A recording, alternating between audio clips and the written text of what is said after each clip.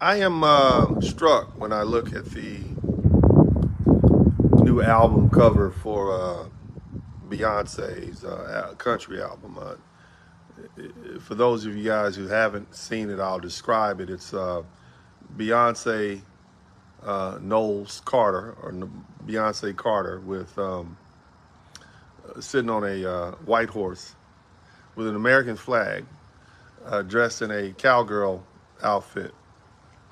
And, it's definitely patriotic. Now, I know that there are some members of the country and music genre who are used to seeing it as mostly a all white endeavor.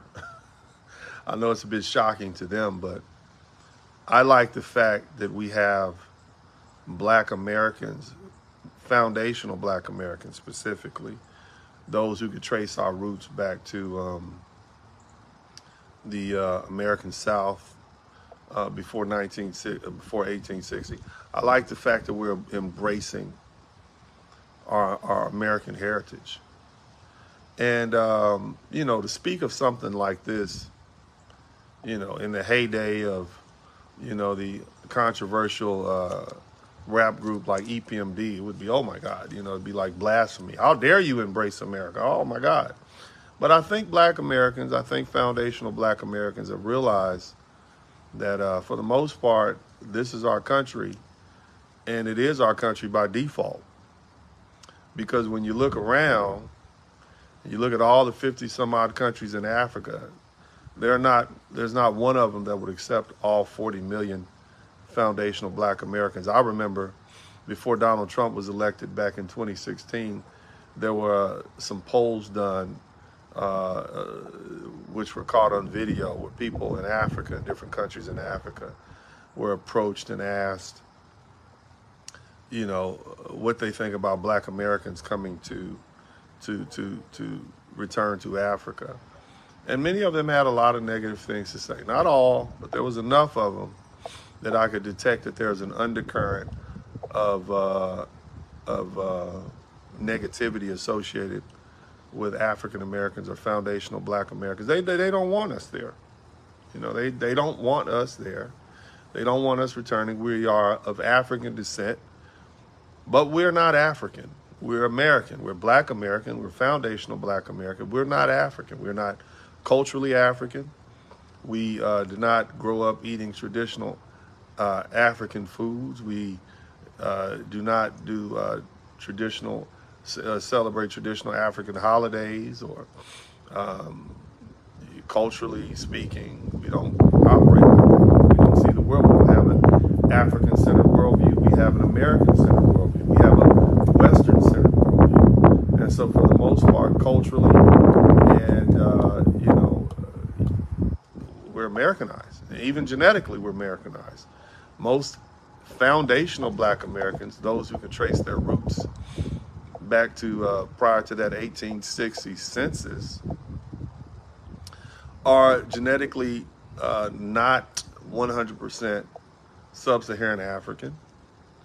For the most part, I believe that we're roughly about, the average African American is about 30% non-sub-Saharan African, and that could be European or whatever the mixture may be, whatever the admixture may be. And so phenotypically we're different. Genetically we're different. Yeah, we have African heritage. We have African genetics, but we're not African. On top of that, and as I said before, the Africans don't see us as African. So where else do we have to go other than the United States of America? And it's high time that we begin to embrace that, because there's no, first of all, we earned it. We paid our dues in blood and treasure. We maintained this country. We help build the culture in this country. We are definitely the heartbeat of the music industry, the entertainment industry.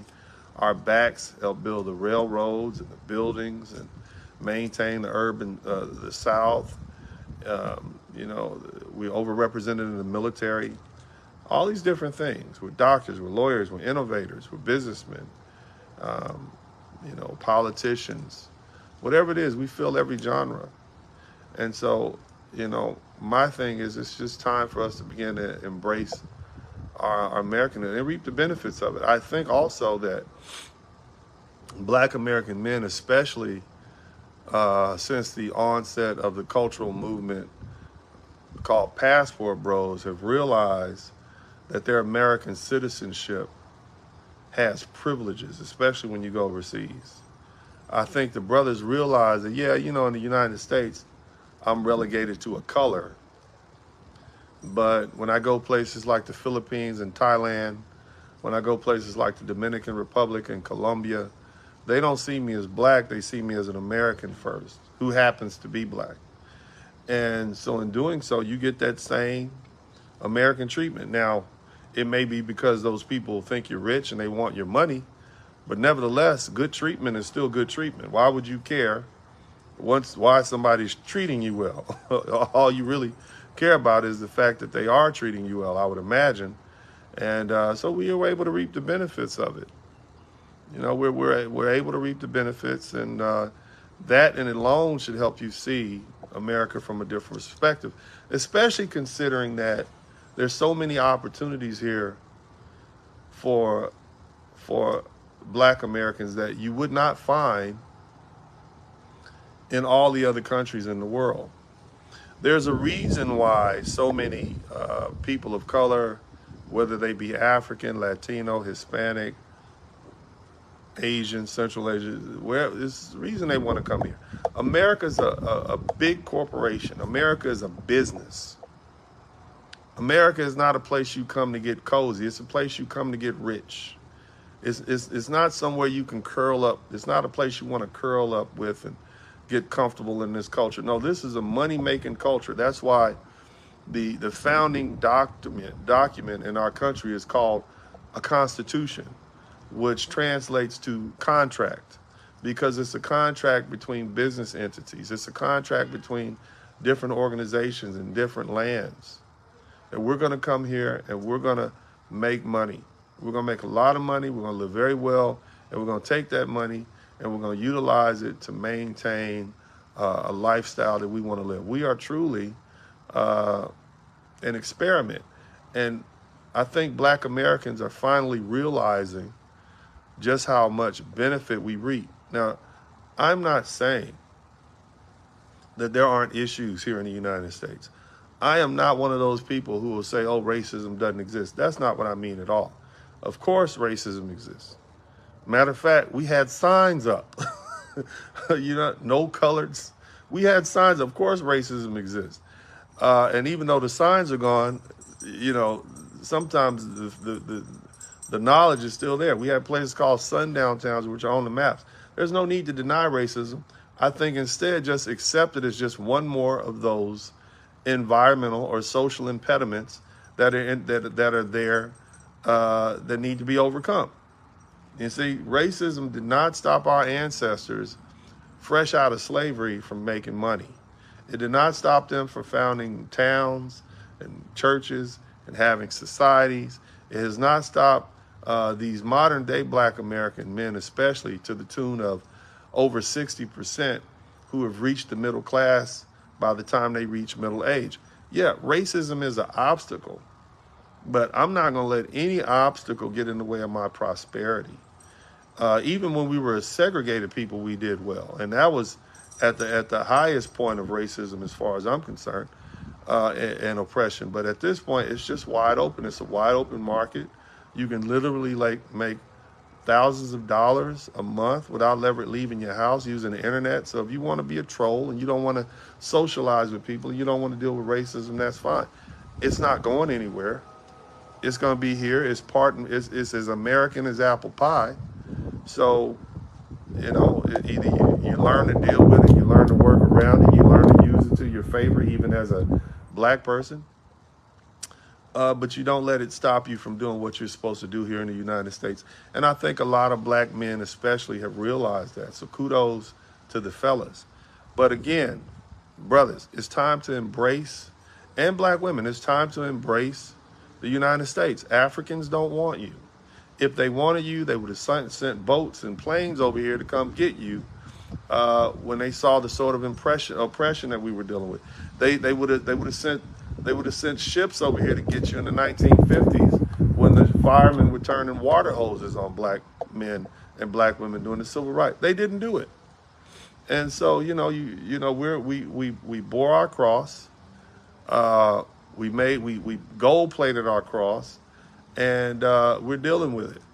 But at the end of the day, there's really no other country where we can go and not live the lifestyle that we're living, not have 4-bedroom homes with 4 bathrooms and driving around in our German cars, and our children can go to the best schools and learn about all sorts of history and science and mathematics. You're not going to be able to do that in most countries in Africa or South America or Asia. And I don't care what people say. It's just not like this in other places. And the brothers who've traveled around the world, they realize it. And you're not going to have the sort of freedom that you have here. You can pretty much marry who you want, live where you want, make as much money as you want, as long as you pay your taxes and stay out of trouble. Get enough education. You can be rich. You can be successful. You can have peace of mind and happiness. I mean, the earth is circular for a reason. Is wherever you go, you're still you're still here, You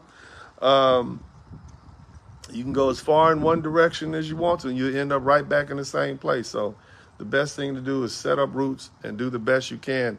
And there's really no other, and I think black Americans are realizing that America is truly the land of opportunity. And that's what you see happening. Whether you like it or not, and I know there's going to be some people who come to my page and they're going to come up with conspiracy theories and talk about how oppressed black people are and how we've been historically repressed. And they're going to make those statements and make those responses from a $1,000 iPhone that's powered by minerals that were dug up by children in Africa. Okay, that they're now utilizing to complain about what I'm saying. That's what they're going to do as they reap the benefits and privileges associated with being an American. They're going to attempt to be angry with me for pointing out how much benefit they reap and privileges they have from being an American. That's the irony, and that's black folks. So yeah, right. I don't think that's going to go very far. I think we all realize that we have it good. I think instead of continuing to shun America and down America, recognize that what's good for America is good for foundational black Americans, because we live here. When the economy is up, we're up. When we have allies in the Middle East that support our interests, then that's good for us. When we have, when we eliminate through military force the enemies of America, that's good for America. And I get it. You may have a big heart for some country somewhere. I get it. I understand. But at the end of the day, as long as our politicals and our military, our politicos and military personnel are doing what's in the best interest of America, inevitably that benefits foundational black Americans, because those people over there are looking out for their country. So we need people over here looking out for our country and our interests. And that's just how it goes. There's an old saying that says it's not where you're from, it's where you at. It's made famous in a lot of those bounce songs from the 1980s and 90s down in New Orleans. And when I first heard it coming out of Los Angeles, you're like, yeah, I'm from LA, but you know what? You're not in LA. At that time, I was in somewhere in North Louisiana. It's like, you're not in LA. You in North Louisiana. It's not where you're from, it's where you at. You are here, okay? You are right here in the United States, whether it be somewhere on the West Coast, East Coast, down South, Mid-Atlantic, Deep South, out West, wherever you are, you're an American. And so what benefits America benefits you. And if it doesn't, that means you are not aligned with where you need to be. That's all that means. That means you need to figure out, what is it that I need to be doing to benefit like the rest of these Americans are, and whatever impediments are in the way, I need to go ahead and get around that. It's just like There's always going to be adversity in life. There's always going to be a monster. There's always going to be a dragon to slay. No matter where you are around the world. It's just here in the United States, they give us better tools and better opportunity to slay those dragons. As opposed to these other countries, it's like, nah, not only are we not going to let you slay the dragon, we're not going to help you do it. We're not going to give you tools. Matter of fact, we're going to be the dragon. That's how the systems are set up in the other countries, because they don't want people to have that much power and authority. They don't want it. They want to keep you oppressed, because at the end of the day, they don't want any competition. But here in the United States, we look for competition. We want it. There was a time when black folks were excluded from fair competition. We were excluded from certain higher educational opportunities, job opportunities, real estate opportunities. But now many of those structural barriers have been breaking down. Yeah, I get it. Racism exists bigger, because this is the reason I keep bringing it up, because black folks bring up racism at all times. That is the crutch that we use to blame for all of our shortcomings. You got pregnant at 16 with twins with your baby daddy who lived down the street. Must be racism. You know what I'm saying? You got caught with guns and dope, ended up in jail for 40 years. It's racism. It's always racism. But at the end of the day, okay, you played the game. It is what it is. The rest of us have an opportunity to learn from you. But again, I'm telling you, foundational black Americans, man, look, you got to embrace your heritage. You really don't have anywhere else to go. Nobody's we all can't pack up and move to Ghana, 40 million deep. It's not going to work. They're going to run us up out of there. You can't go to China. Can't go to Russia. So we might as well make the best do with where we are right now. Not saying you shouldn't visit. I'm not saying that some people won't relocate. But the answer for the vast majority of us is that we got to do the best with what we have here. And the great thing about it is we got a lot to work with in the United States. So that's just my thoughts on that. I really look forward to reading the comments and hearing what you all have to say. And what I'm describing is not blind patriotism. I'm not describing, oh yeah, just love America as it is, no matter what. And that's not what I'm saying. I'm saying recognize that you have great opportunities here, and you need to embrace that and make America work for you like our ancestors wanted it to do, as opposed to continuing to not participate in the system because in your mind it's just a terrible place to be, because it's not, So, shout out to all the brothers and sisters who are embracing, their Americanhood or their Americanness. And I think that's a good step. I think it's a step